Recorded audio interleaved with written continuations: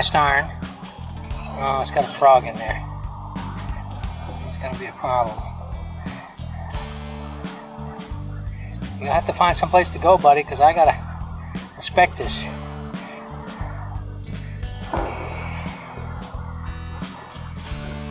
There's an inlet coming up. Go in that inlet.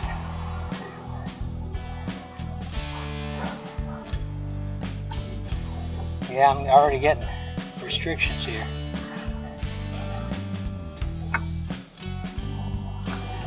Yeah, he's not going to go. He can't get in there either. Yeah, it needs cleaning. So,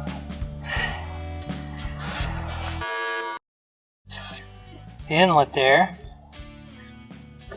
It's getting rough to go. Yeah, I can't even go. The camera's getting stuck.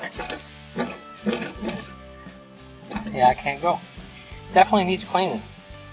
Can't even get a 1-inch camera to go down it.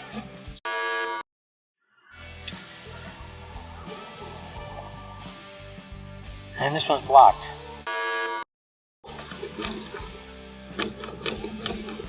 Yeah, it's solid. Yeah. Alright, well, not much we can do about that.